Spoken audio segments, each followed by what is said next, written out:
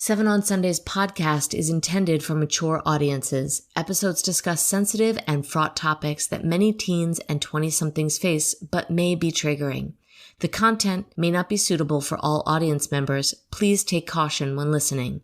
In the moment, I wasn't really thinking about that, but for like a few days, I was like having like restless nights. And then I had this epiphany of like, wait, like that wasn't like, I didn't want that. And then I was struggling with, well, he got me an Uber there. And that was nice. Like I was trying to like justify it and all of these things. And at the end of the day, it was like, that was just not.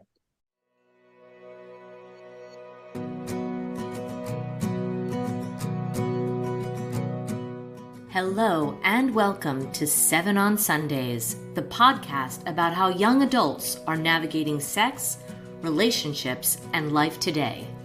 We are your hosts, Dr. Shez Leby and Stephanie Boy, and each week we will share our candid conversations with young adults and experts about today's tough topics.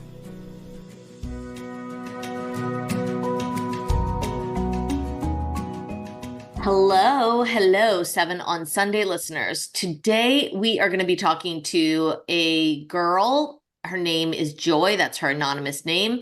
And Dr. Shez and I are deeply grateful for her bravery in telling this story to us. I think it is eye-opening, and many parents will be surprised to hear about dating culture today. Definitely. It was really, there were some things that she shared that were surprising to me in relation to sexual choking, aggression, and, these kind of encounters that are through apps that end up being surprisingly almost sexual assaultive. That was something that was really interesting. And again, we've heard this from other people, but most people are looking for honest connection rather than these hookups. I agree. And it makes me question, if the young people today feel like their hookups are sort of a compromise that they have to make in order to have this real connection that it seems like they all desire, does that work? Exactly. I don't know if that actually works. And I'm sure many of you out there will be able to relate to Joy's story. And if you can, you will see that you are definitely not alone. So let's jump in and talk to Joy. Good morning. Dr. Shez and I are so excited today to talk to Joy, who I met at one of my talks. And Joy, first and foremost, welcome to the show. Thank you so much for having me. Our pleasure. Thanks for being here. Yeah, thank you for sharing your story.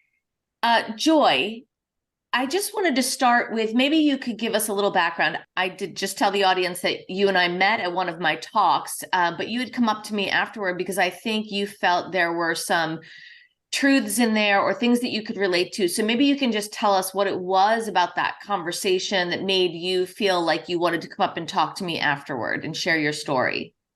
Yeah, for sure. I think that some of the things that you talked about sometimes can come off as taboo and it's just not talked about. And for a while, I kind of felt alone in how I was feeling about my sexual experiences. But once I heard you talk about it and I was able to just kind of like relate that back to my experiences, I was like, wait a second, like this is something bigger.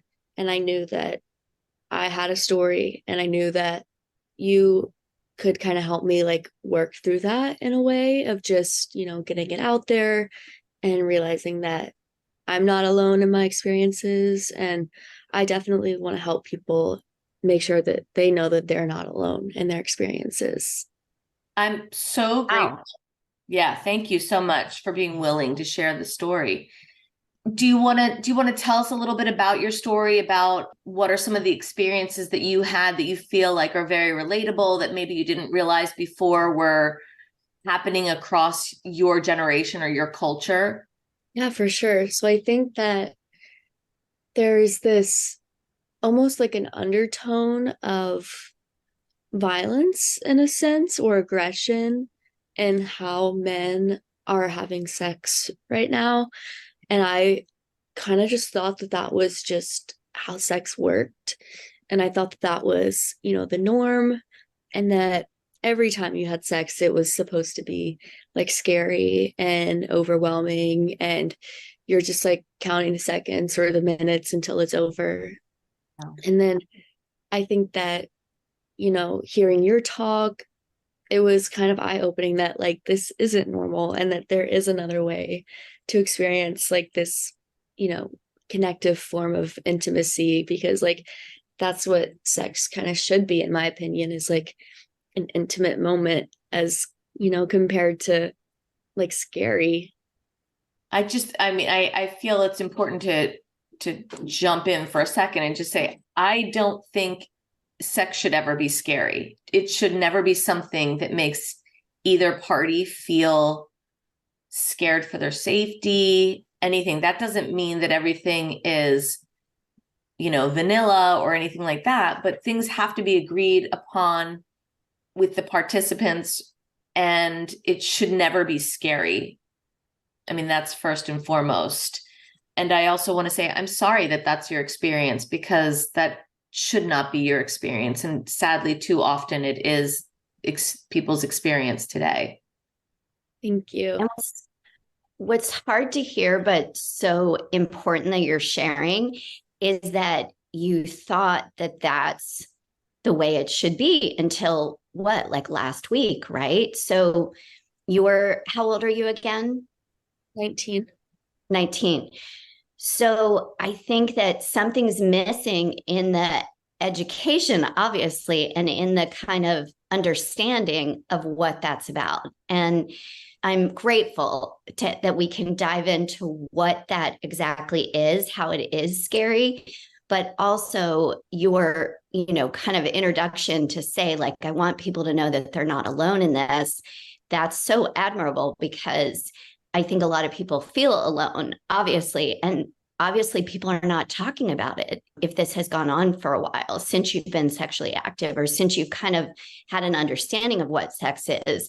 Having that misconception that it's about being scary and potentially aggressive and all those things, that's a big deal for us to discuss. So this is a great topic. Thank you both for bringing this to the world. It's important.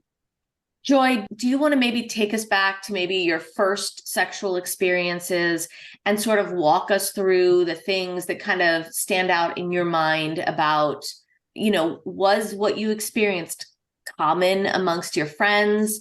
I know, like, obviously I brought this up in a classroom, so obviously it has some relevance to college students. Otherwise, I would not bring this up, to a classroom. But I know it resonated with a lot of people from my feedback that I got. But maybe you can just sort of walk us through the experiences that you had when you started having sex. Was it initially like, so my conversation obviously is circled largely around a sexual culture that's informed by pornography. So maybe you can tell me, like, with that knowledge, maybe that sort of struck a nerve with you and went like, oh yeah, this did seem kind of porn. I didn't realize it wasn't supposed to be like porn. Are you able to walk us through some of your early experiences through today? Yeah. So it was the summer going into junior or senior year. I think it was senior year, yeah, that I lost my virginity. And it was, I always wanted to wait till it was like someone I trusted or something like that. But in the moment, I kind of just, I don't know if it was like pressured, or I kind of just want to like get it over with. Like, all right, like, let's just, see what it's like. I had this guy over that I had a class with, and I kind of just thought we were hanging out because we had hung out before. And then, we started kissing, and then he pulled out a condom and was like, do you want to have sex? And I was like, well, it's my first time. And he was like, that's fine. Like, it'll be good. And I was like, oh, okay. And obviously it was painful. Like, I feel like everyone's first time is, but it was just kind of like, I closed my eyes, and then it's kind of like I just I don't know if like disassociated is the right word, but like went outside of my body for a minute. And then like it was done. And then he was like, "Do you want to go get a smoothie?" And I was like, "Okay." And then he dropped me off and I was just like at home alone. And I was like, "Is that it?"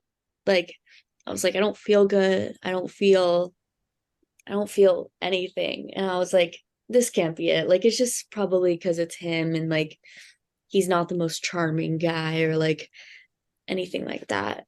And so I kind of found myself like, I tried again with someone else because I was like, there's no way that this is like all that it is. And so the times after in high school, I would say like weren't traumatizing or weren't anything crazy. It was just kind of like high school boys. It was more like they don't know what they're doing and I don't really know I don't know what I should be expecting. And so that was kind of the dynamic. But once I got to college, I think like the sex like really changed and it was like very abrupt and very like, whoa, this is I'm different. sorry, Joy, can you repeat that? Was it abrupt, did you say, or was it rough? Abrupt, the change. It was abruptly went from high school experiences to being rough. Yeah. So, if I can go back to before you had sex with the boy in high school, would you say that your initial, like, because parents may be listening to this as well as young people, I think there was sort of like a buildup when we were younger that would start very innocently at kissing and things like that. And it took, I think, a long time for things to build up to a place where you would have sex. And I don't think that there were a lot of like, none of us were really informed. Pornography does inform the way sex happens today. And so I think a lot of the stuff where we were kind of fumbling around and trying to figure stuff out doesn't happen today. Like, what was fooling around like prior to having sex? Was that like innocent and sweet, or were there like aggressive expectations even for, let's just say, oral sex or whatever happens before you actually have penetrative sex? Um, I experienced a lot of friends with benefits in high school, which if I can like persuade anyone to never do that, like don't, just don't. It's so messy and it's so confusing, especially when you're like 15 or 16, like being told that, "Oh, we can hook up, but I don't want to date you." Like that, it kind of hurts. And so when I would, be in those situations, it was just like we would hang out and it was almost like a prequel to us hanging out was like me, giving them head and then we could watch the movie. Or it was like I would try and like cuddle and it would just kind of be like a little standoffish, like, "No, like don't do that," or things like that. So I think it was from the get-go, I felt like a lot was expected from me from the first time I gave head. I just felt like I had to be perfect. And I felt that like everyone was gonna know because of course like he told people like how I did and like things like that, which like doesn't feel amazing. So No, I want to ask you when you said, and because this is so important, when you said, a guy says, "I want to fool around, but I don't want to date you." And you said that kind of hurts. As a mental health therapist, I'm like, yeah, that hurts. And it makes sense to me why you would dissociate when sex happened that kind of followed that pattern. So I'd love to hear more about the kind of hurts. Like how did you handle that as a young person? And what were all those feelings going into it? yeah, for sure. I kind of like going through like my feelings now through all of that because I've never really ever had an actual boyfriend or relationship. And it does hurt because I've had, people interested in me, but when we just have sex, it feels like, oh, you're only interested in my body. And so I kind of described it as I feel like the waiting room for guys to find their next girlfriend. So it's like I'm the one that they can have sex with and fool around with and, get that out of and pretend that we're dating, but not actually have any of that, label Not or the any. emotional connection. Yeah. And then it always just feels like, oh, a month later they have a girlfriend. And it's like, why wasn't it does kind of feel like a little bit like, why wasn't I enough? Like we had a good time. Like, so it does hurt. It makes me very insecure and very, just I try not to make it up. I try not to like put that onto myself as like, oh, it's not like they didn't go out seeking a girlfriend because I wasn't enough. Like I try not to let myself think that way, but it's hard Good. not. That's very hard.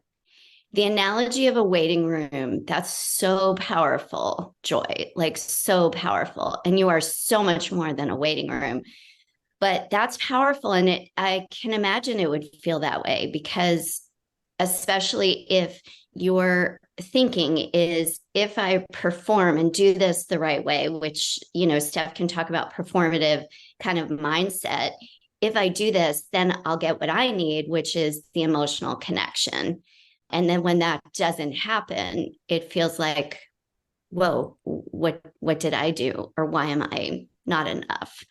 So that's big. So how did you get through that? What support systems did you have in place? You're now much older, or 3 years older, whatever. But how did you kind of navigate that? Well, it definitely happened in high school, but it's also like, especially freshman year of college, I was really experiencing that as well. And even like in September, I had an experience with that. And so it's not like I have this pattern where I like will meet someone and then instead of, slowly building like a emotional bond, I kind of just let them, they see a pretty girl and they're like, okay, let's have sex. And so I've tried to, you know, my therapist and I have worked through like what boundaries can I set when I meet someone so that, we don't just jump into the sexual acts because I kind of I don't know, for so long I thought like that was what you do when you meet someone that you're attracted to. You just have sex and then they date you and it's perfect, but that's just not realistic. So kind of like shifting my mindset of how things evolve. Can I jump in here for a second? I just want to say, Joy, first and foremost, this is so honest, and your honesty is what will connect you and this story to so many people, because some of the details might be different. But what I know is that when I do a survey of students and it's on paper and I say, are you okay with one night stands and hookups and all that kind of stuff? Almost every female that responds says they're okay with it, because I think that's what society is telling you, that you have to be okay with it. But then when we get together in smaller groups and we kind of dig in, nobody's actually okay with it. I mean, in all honesty, I don't think I've met one female who's okay with it. And so largely my small groups are female. So I don't know. I know a lot of young men who are not okay with that. It may be the kind of young men that I know, but I feel like there's this cultural expectation that friends with benefits or one night stands or hookup culture is supposed to make you feel okay. But we are, as human beings, we are social creatures, we are bonding creatures. And when we have sex, and I think you sort of touched on this a little bit, you talked about you wanted to create that emotional bond. And it was something that I talk about a little bit about, like the intimacy pyramid, that sex used to be the top of the intimacy pyramid. And now it's like, it's where people start. And then they're trying to build the other intimacies out. And it's kind of like an upside down pyramid, if you will, trying to build experiential intimacy and intellectual intimacy and emotional intimacy. And it's harder once you've had sex, because it first of all, it's really hard to build up to that if the pyramid is the right way, right? It's like hard, like you kind of check people off, like, oh, that person doesn't meet that, so they don't ever make it to sex. But now you have it the other way around. So it's a little bit harder to go the other way. But I think what you're saying is really at the heart of what most people think. They're supposed to like one night stands. They're supposed to be okay with friends with benefits. They're supposed to be okay with all of these things. But in their heart, what they really want is a connection. Sex, releases all sorts of neurochemicals like oxytocin, and that's a bonding chemical, neurochemical. So you're not wrong. And I think that the more we normalize the conversation that hookups don't feel okay and friends with benefits makes really confusing and messy feelings, I think you are doing a great service for your generation to say that out loud and to acknowledge it. Definitely.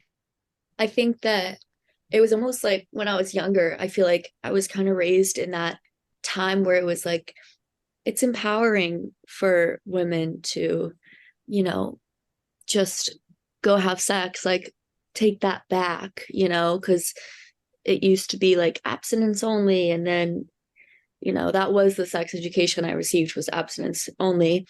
And then on the flip side, I was hearing on social media, like empowerment, like show that boy who's boss, things like that.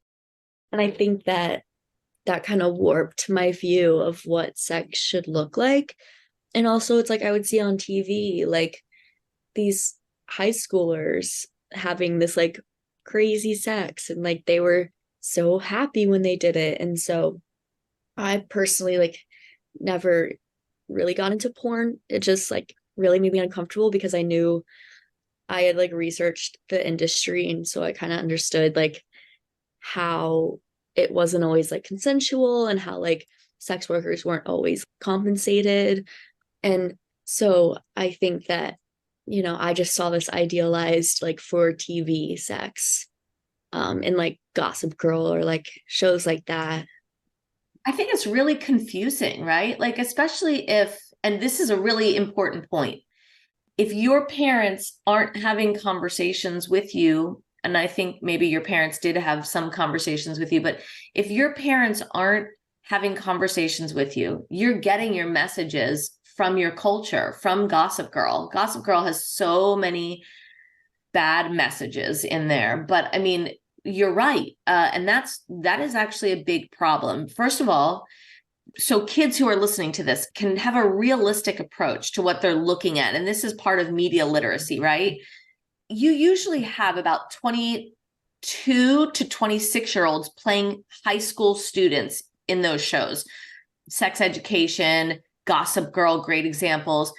You have much older people. So first of all, their bodies are completely and utterly unrealistic for what it means to be a high schooler. They're being coached through what this intimacy is supposed to look like.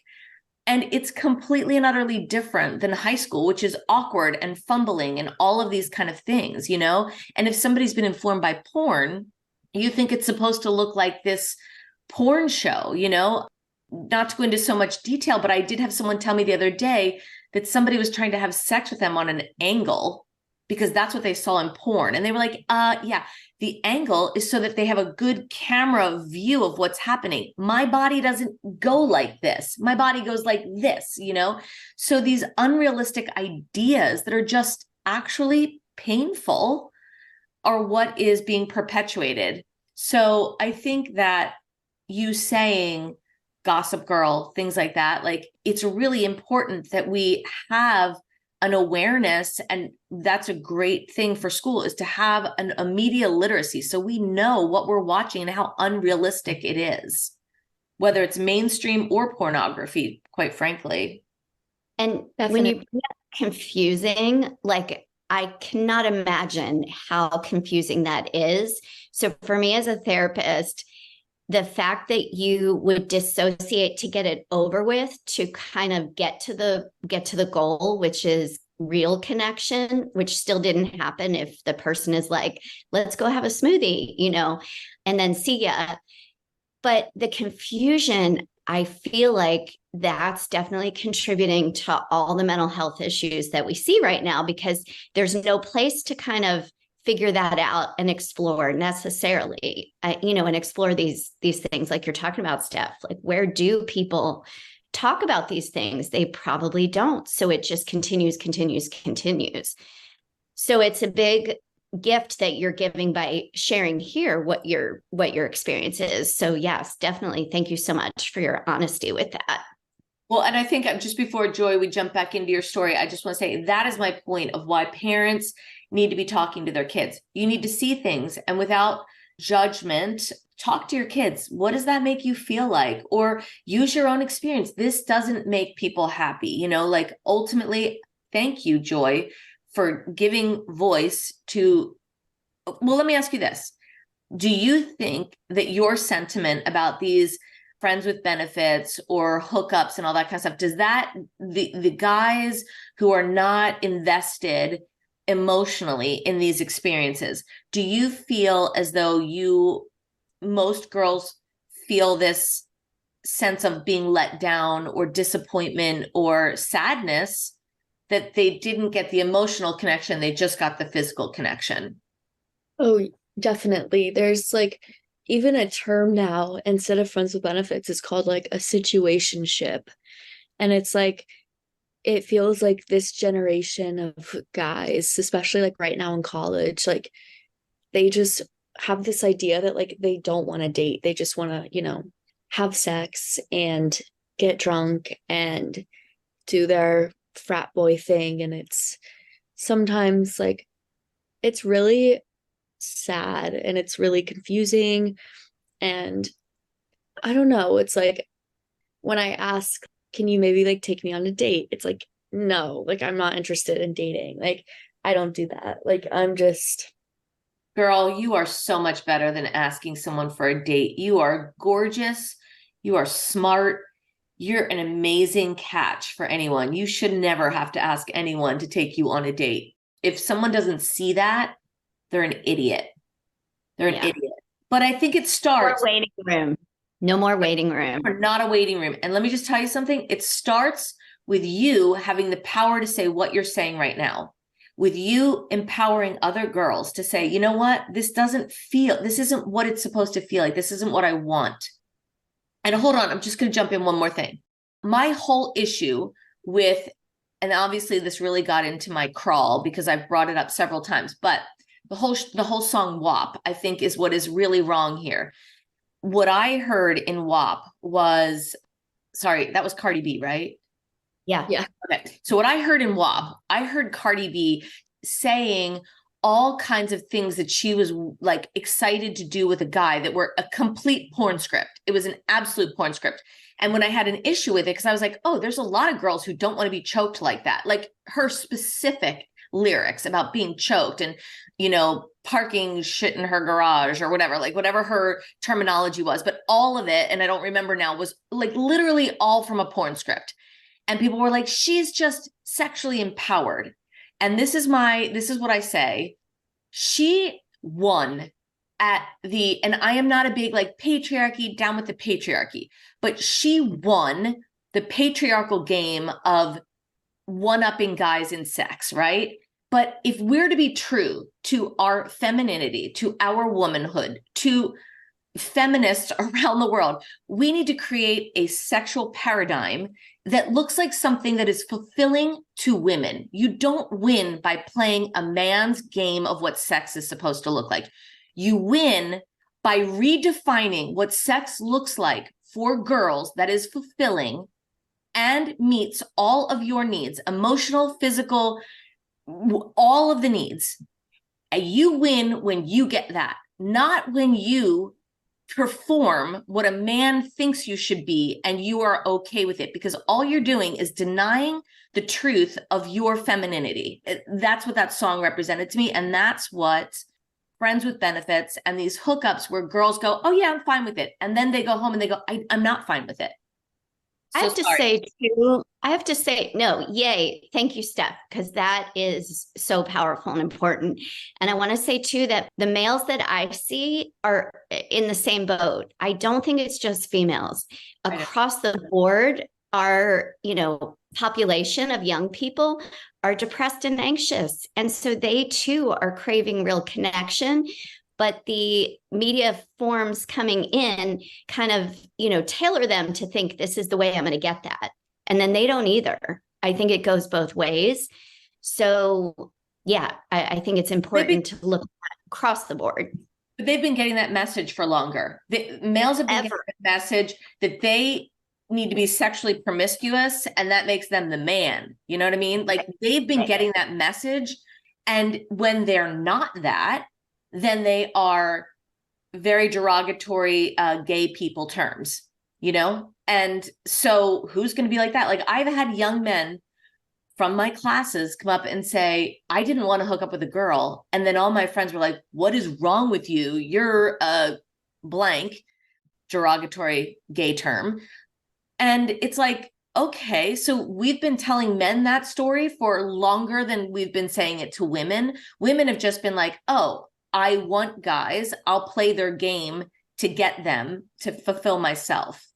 Anyway, Joy, I want to go back to your story because it's really important. And I want to just ask you really quickly before we jump into like college experience. I'm so glad that we went back to the pre-sex experiences because that's really informative. These are your first sexual experiences, even though they may not have been penetrative sex. They are equally important. And sex, like as defined by who, like it's weird. If you're a lesbian, you don't have sex that way. So these are intimate moments that are every bit as important as penetrative sex. Okay. So thank you for sharing those earlier experiences with me. But you said these guys would come over and be like, you would give them head. And was this reciprocal at all? Or was this just like, did you derive any pleasure from these experiences? Or was this really just about them?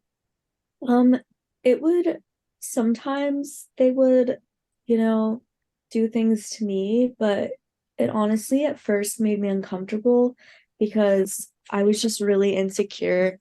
During high school, I went into recovery for an eating disorder, so I was very, very insecure about my body. And like I just assumed that like if they like touched like a curve that I had, they were like,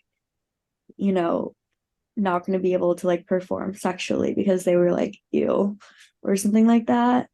So, and that's my own like, eating disorder brain at work there. So for a while, it didn't really let me enjoy experiences. There was like a few times I would say where I don't know if it was like life-changing or amazing, but I was like, okay, this is fine. Yeah. But yeah. That's so tough. Thank you for sharing that too, because that's what young people today, it's never one thing from my experience. It's always these layers of things that you guys are navigating. Again, I'm using that word, but that these things that you guys are going through, it's a lot. So thank you for sharing that too, because the insecurity with females and their bodies, especially when you throw in an eating disorder, is another big part of the picture of why sexual experiences are not reciprocal. That it is, again, let me please him, and then I'll have the emotional connection that is what I really need. And when our bodies are being depicted to be Blake Lively, who's 24, pretending she's 16. I mean, come on. We have the most unrealistic examples of what we're supposed to look like. Right. Anyway, I digress.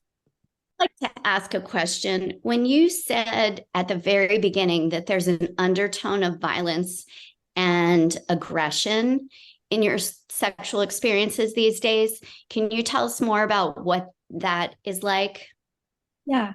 So this is more speaking to kind of like the college experiences that I've had, but it does feel like I think that when Stephanie was talking about consent when she came into my class, it did straight strike a nerve because I had always kind of felt like, was that fully consensual? But it feels like there's this idea right now that like kissing is consent, or me inviting you over is consent for sex. And I'll tell a story of like something that I experienced. There was one night I was, scrolling on Tinder because I was feeling like really down about myself.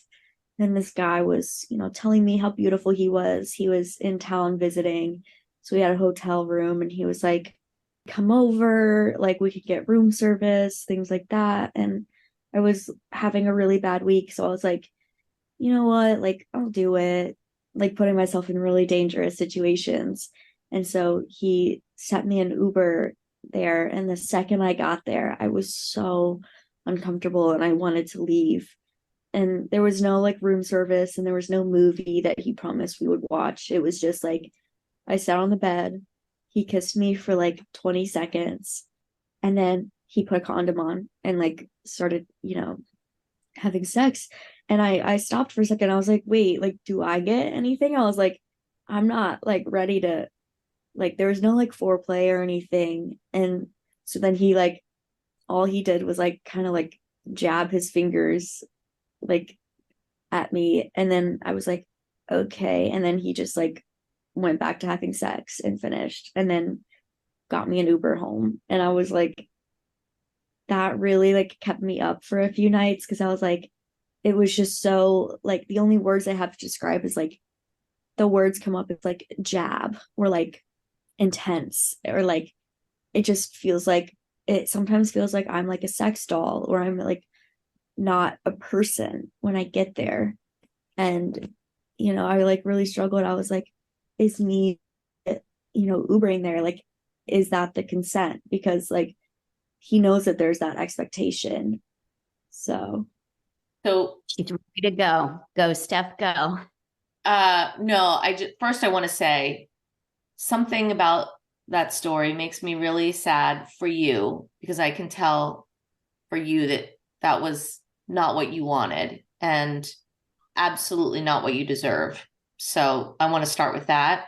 And it doesn't matter if you said in a bar to someone, I can't wait to go home and fuck you.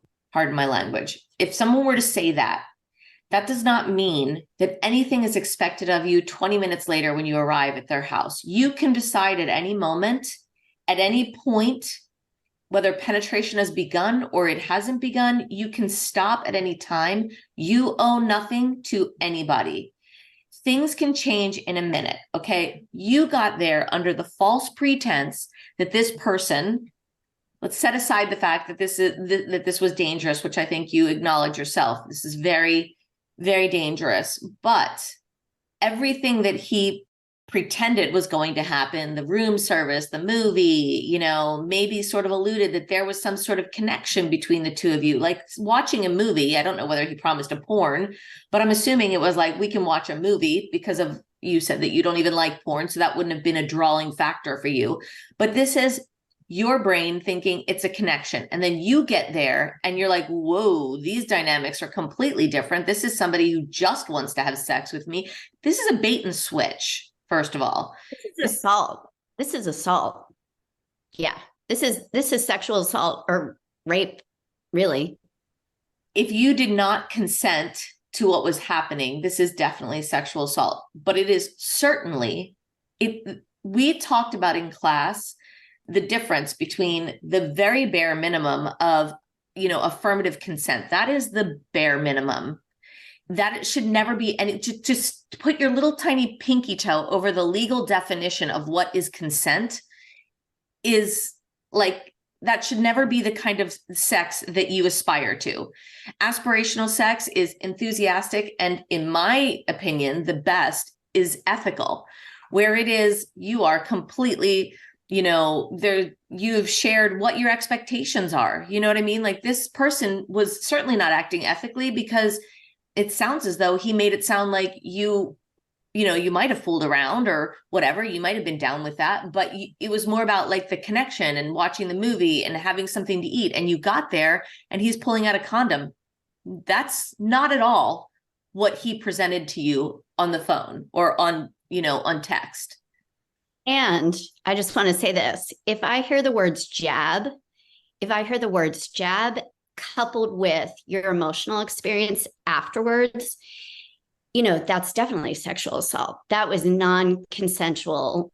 And he continued to jab, which is, even if it wasn't jabbing, it still was, the emotional aftermath tells me what the experience really was. And so it makes sense that you would have trouble with it for really more than a couple of days because of what that does to your psyche, what that does to your body, your emotional body, your physical body.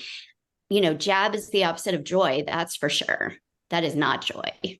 Joy, did you feel as though you consented to that sexual experience? Was that your feeling when you walked away? In the moment, I wasn't really thinking about that, but for like a few days, I was like having like restless nights, and then I had this epiphany of like, wait, like that wasn't like I didn't want that.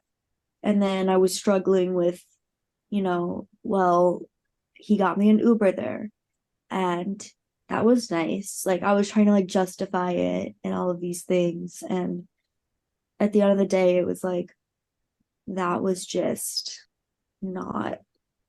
Did he ask you? Did he say, do you want to have sex? No. And there's nothing should be taken for granted.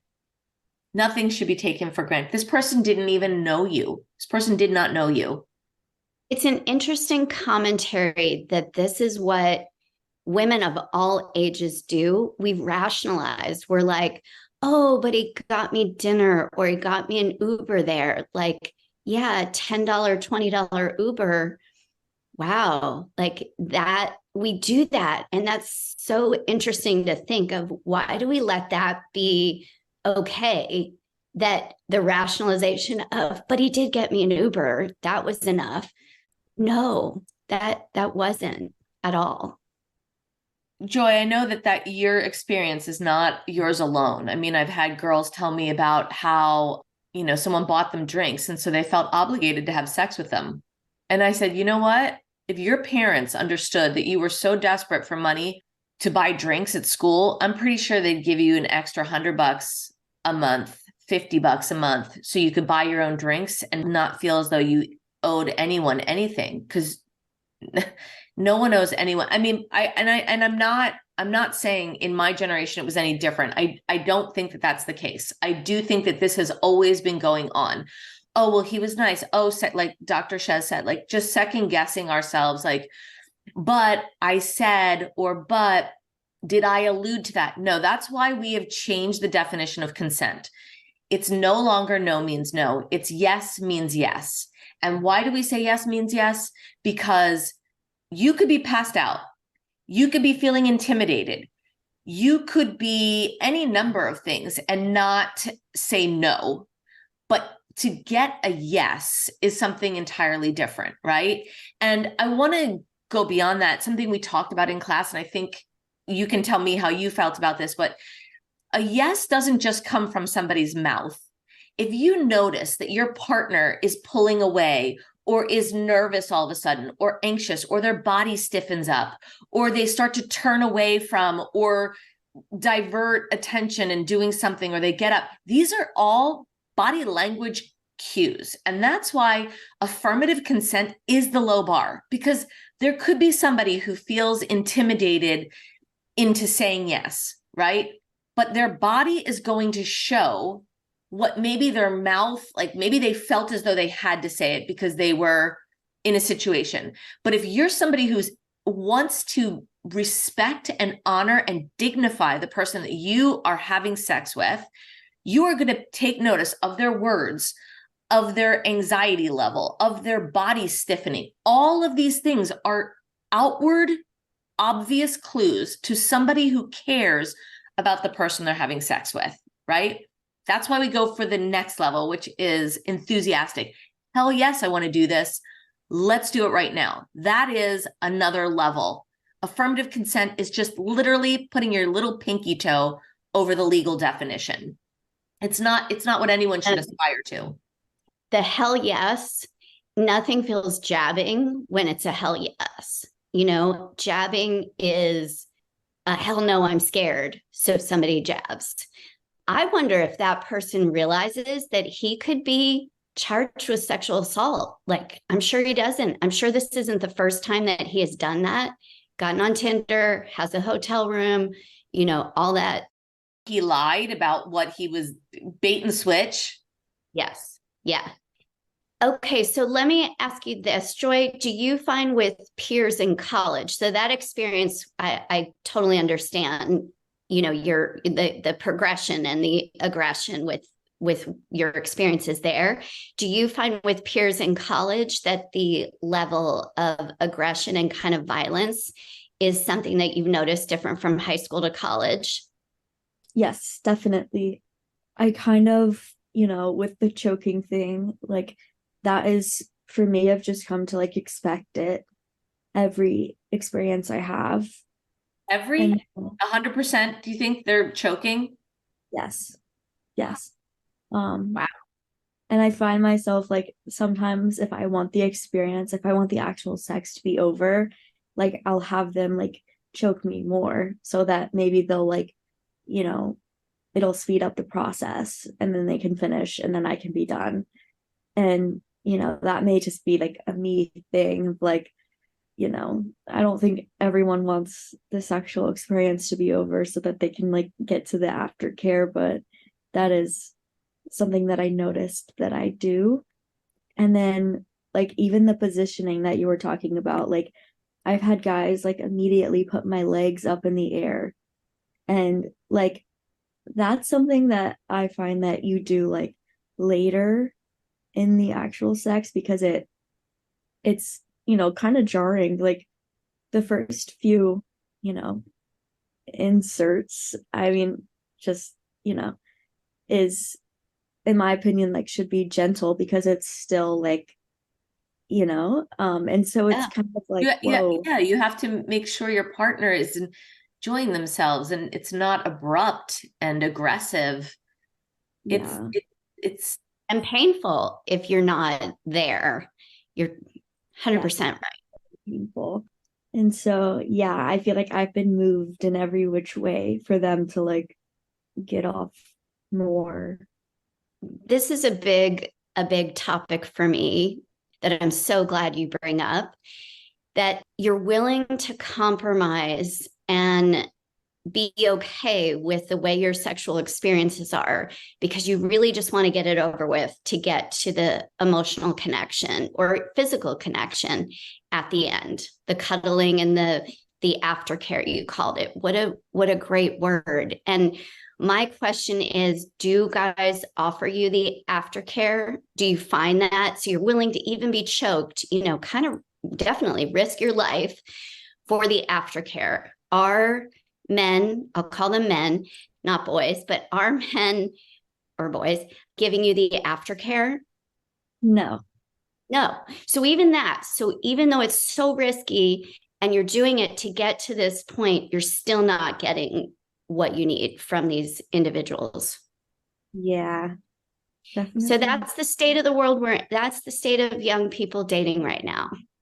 That's the state of why loneliness is an epidemic in our country, because, you know, you're hoping for this and you're willing to even do these things that are dangerous in order to get what you really, really need, and you're still not getting it. So that's so heartfully sad to me. And it's not just you, it's married people too. I work with married people who are in the same situation that have been married for even a long time, and they don't feel the connection and the aftercare, you know. So we really need to be taught, if this is an epidemic of loneliness, we really need to be taught what is the antidote to loneliness. How are we helping ourselves to not feel that? And how are we helping each other? Because otherwise we're just going out and trying all these things, and it's devastatingly dangerous, and you do have to dissociate. That's why that dissociation makes sense to me. That's a coping skill to get over with it quickly. Let me just dissociate. Let me do whatever he wants to do, and then I'll maybe get what I want, but you're still not. I want to say also that you're doing whatever it takes for him to get off, and getting off is so much more challenging because of porn. And my kids would be like, Mom, you're always going back to porn. But it is true, because you're putting your life literally on the line. Okay, choke me harder if that's going to make you get off, or do this more aggressively if that's what it takes to get you off. And you're not alone in this. I don't want you to think for any minute that you are alone in this, because you are one of many young women that I've talked to that are like, they don't even oftentimes have an orgasm. But because society, again, the messaging that we've gotten is that sex is over when a guy comes. Right. We don't even say sex is over when both people have experienced pleasure. You know, it's not even about pleasure, honestly. You're going through painful experiences so this person can get off. And I think that we need to think about those things. And like, again, even almost going back to my explanation of the Cardi B WAP thing, it's like we are defining these experiences by what, you know, is male prioritization. And it's not mutual pleasure. It's not mutual prioritization. It's not care and dignity and respect for the other person. So it makes me sad to think of how many girls are putting their own safety and pleasure behind guys who are, you know, I'm not even saying men, this isn't even about men being horrible people, but they've gotten their messaging from porn that it's all about this like final, like every porn ends when a guy orgasms so that the camera can see. And that is like literally drilled in messaging that's what it is. And jackhammer penetration, like you were saying when your legs are up and it hurts. I'm going to just say this. Like, I hope that young men are listening to this. I really do. Because more than 80% of women can only have sex from clitoral stimulation. It is less than 20% that can derive, like get an orgasm from penetration alone. And what sexologists have said is that it's also the rhythm and the kind of movement of the bodies. But jackhammer penetration is not what that sex was defined as. Jackhammer penetration is like a pounding on a clitoris. That is not the type that's going to lead to orgasm. So young men have been so ill-informed about what it is that brings women to pleasure, because in porn, you know, they're acting as though they've had an orgasm. And so, you know, it really puts women in this very dangerous, precarious situation when they are having sex, especially when it's not with a partner who's caring enough to prioritize you or make sure that this is a mutually pleasurable and desired experience. I want to say this too. The porn-informed sexual education leaves out completely emotional connection. There is maybe a tiny bit of foreplay and flirting or whatever, but there is nothing. There's nothing. And so something that's, you know, orgasms start up here. They start in your brain, you know, they start in your heart and soul connection of being able to be like, you know, I like this person. I love this. I love this person. And when that's missing, you know, the physical act, no matter what, really isn't necessarily going to happen.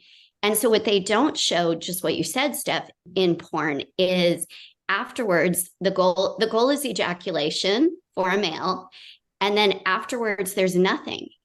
And so again, that messaging of where would a woman possibly be, you know, emotionally satisfied, or a man, it's giving that message to everyone that emotional connection, because really where sex ends is what you're saying, Joy. You're saying that after sex, that cuddling and that aftercare, that's where the loving relationship is kind of culminated, really emotionally. That's where it's culminated. But instead, we have this education that it culminates at male ejaculation. But that's what it's so interesting that naturally you're expressing joy, that you crave this emotional connection.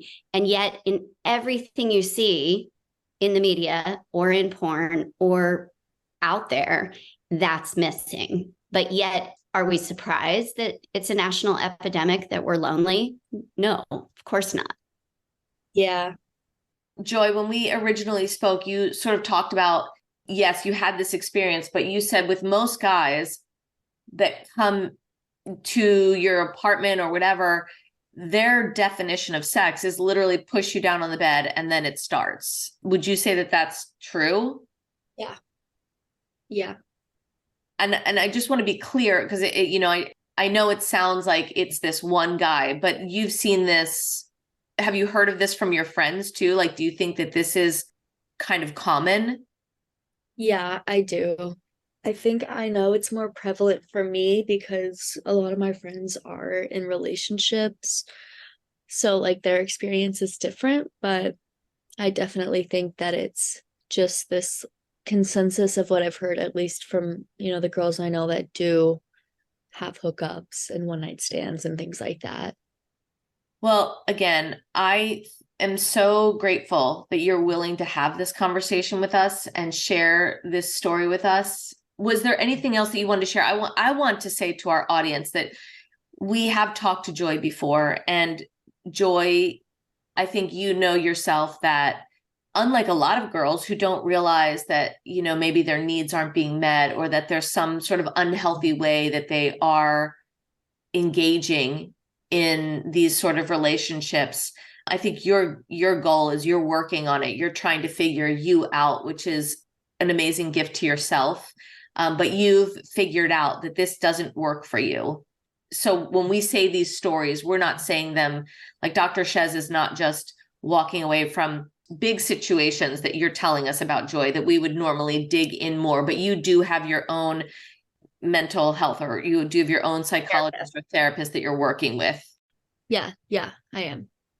I was really, really happy to hear that you're working with a therapist who's working with boundaries and kind of you looking inward and looking at yourself and how this socialization process has really, impacted your behavior and your mental health. And then now how you're really tailoring that to what do I need? What do I want? I was looking up this morning the definition of connection, because when you say you want to get to the aftercare, I know that's about connection. And Brene Brown has the best definition of connection. And I think that's what you're working on for yourself, so that then in relationships, you can carry that over to this is what I need. And this is not out of question. Like there are a lot of people that recognize that they want this. It's not to say that all males, are these jabbing, jarring, porn influenced people. But Brene Brown's definition of connection is, I define connection as the energy that exists between people when they feel seen, heard, and valued, when they can give and receive without judgment, and when they derive sustenance and strength from the relationship. I love that. So the encounters that you've had, I'm going to call them encounters because they are not connection. They are encounters. And realizing that a connection, a true connection, it doesn't even have to be a relationship, but a true connection, you're seen, heard, valued, and without judgment, you give and receive, and you derive sustenance and strength from that. So that's important to keep that kind of in all our minds, and for the audience to know that that's the goal here. That really is a human need. It's not just a female need. It's a human need. And if we're going to do anything about this epidemic of loneliness, we have to come at it from that perspective. And porn, sex, choking, all these other things are not giving us the real connection. They're giving us encounters that might momentarily induce some brain chemicals that help us feel good in the moment or help somebody feel good in the moment, but not the longstanding connection. But I'm so happy that you're working with a therapist. I think you're an amazing human and amazing young woman. And we definitely want to have you back because you have great insight and great strength. I'm so honored and just blown away by your strength. So thank you. Thank you. Joy, can I ask you one quick question? How did it feel to hear how Dr. Shez just defined connection? How'd that make you feel? It definitely resonated with me of like what I'm searching for. And I really like rephrasing what I've experienced as like encounters and not connection. Isn't it interesting? I think it's really important. Language is so amazing. Sometimes we just need someone to define or give language or give context to experiences that we have so that our brain can shift. Shez, I'm so glad you did that, because that to me even helps me to think more when I'm talking to young people about what it is that you're looking at, especially that word valued. Right. I think that, Joy, I think that's what you were looking for. You were looking for someone to value who you are. Yes, definitely. So I love that you now this. have those words. You have those words, you have those definitions. I'm going to put those in the show notes because I think that definition is so beautiful. And I love that you said encounters. I agree with you, Joy. For your brain, it's so much healthier to really categorize those things as they actually are, because you deserve connection. Encounters, Yes, are something of the past. Today we move on. We move on. You are not a waiting room. You are going to have connections, and we are leaving behind encounters. amen. I want to say too that this is really important, Joy, for you to hear. The encounters that you encountered were not your fault. You went into it with the mindset of, hey, this will bring me connection. I'm okay with this. I'm okay with compromising because it's going to get me connection. And now you know differently. And when we know better, we do better. We all know that. And not even that you have to do better, but just go into it with eyes wide open, that I'm not going to do any more encounters. I'm not going to sit in the waiting room for encounters. I'm going to seek genuine connection. And if somebody is not there, able, willing, or interested in connection, then I'm moving on. Like I'm not even going to give that the time of day. So that's important that you hear too, that none of this is your doing or your fault. You went in with great intention. And unfortunately, you had some situations, or many, that hurt you, that physically and emotionally hurt you. So and they were just simply not worthy of you. They were not worthy of you. You deserve better. And I say this because I love this expression in Spanish when they say it no longer serves me. Those encounters, you have grown and you now understand those encounters no longer serve you. They don't serve your higher good. And your goal. What's the Spanish for it? Because they say no me sirve. It doesn't serve me any longer. No me sirve. So and I hope I got the Spanish right, but I think I did. But it no longer serves the person you are. Yeah. I want to say one last thing. I, was a fan of the MeToo movement because it helps people feel that they're not alone. Like, yep, me too. And Me Too has to evolve into NoMore. It's not hashtag Me Too. Yep. Has to evolve into NoMore. And that's where true empowerment comes from, of I am out of the waiting room. I am hashtag NoMore. That's not happening. Not just, yep, me too. So I love that at this age, Joy, and you're young at this age, you're already moving to hashtag NoMore. Yay, you. So impressed and proud of you. Joy, thank you for joining us today. We really, really, like I said, appreciate your insight. Is there anything else that you want to say, Joy, before we end? I think just the overall sentiment that, we're worth more than jabbing and scary experiences, and that sex can be something that is amazing and connective, and it doesn't have to be scary. And I appreciate everything that y'all have said about that. We appreciate you. Thank you, Joy. Thank you so much. Thank you, Joy. We'll talk again. Yeah, Okay. we'll have you back. Take care. Thanks. Okay, wow. I think we can all take a deep breath with everything that Joy shared. Man, was that important to hear and hard to hear, but so important to hear the hard reality of what's happening. And what I'm feeling the call to action for is I want us to investigate and see if males in today's culture are in fact craving what I think they are, craving real connection and relationships versus just the encounter, quote unquote, and how the encounters leave them feeling versus what we heard from Joy. And have they had experiences with real connection?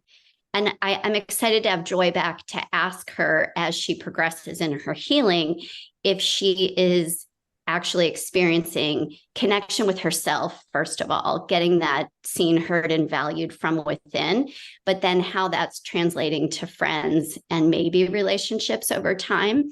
But I'm excited, Steph, for us to invite some of the males that we both know or that you work with and have talked to hear their perspective. And that was a great conversation, really important for all of us. Thank you. Thank you. Yeah, it was.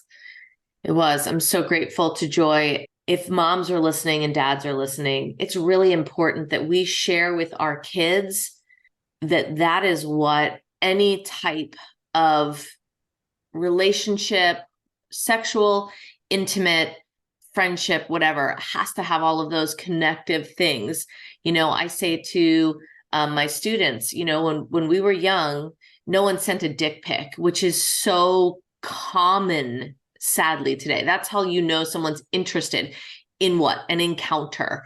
So just even starting with that very simple first, foundational connection that you have with another person, you're already starting down the path of this is not about me valuing you. This is about the sexual encounter. Even just telling them how was it when you were young and you connected with somebody that you cared about. Kids need to hear that because they don't hear it enough. We as parents assume that kids are going to connect in the same way we did, but they're not at all. And the experiences are not at all similar to something that you would even recognize. I know a lot of older people who are dating now people who are younger, and they're like, oh my gosh, it's crazy. The expectations, the things that they think. So I think, to just really give young people perspective and to be someone safe that they can talk to about what's happening in their life, it cannot be underestimated how important that is. You will be the only voice they have that's really looking out for them, for their best interest. Yeah. And if parents can't do it, 7 on Sundays, we are opening up those conversations so that kids have a place to share and hear that they're not alone, number one, but to share, no, this is what I really value and what I really want. And I don't think that there are enough of those kind of forums. So I'm excited to keep doing that. We got to keep going. Thank you, Joy. Thank you, Dr. Shez. Thank you. Thank you for joining us for this episode of 7 on Sundays. The 7 on Sundays podcast represents the opinions of Dr. Shez Levy and Stephanie Boy based on our experience. It also shares the stories, behaviors, and opinions of our guests that we do not necessarily condone or view as healthy. 7 on Sundays is an open forum to discuss what is happening with our listening audience. Some names and details of our guest stories have been changed to protect their anonymity. This podcast is not a substitute for mental health treatment. If you are in crisis and in need of mental health support, please call 988, the Suicide and Crisis Lifeline. It is free and confidential. Join the conversation and connect with us through our website, 7onsundays.com. That's the number 7onsundays.com. We encourage everyone to do their own research. Thank you and be well.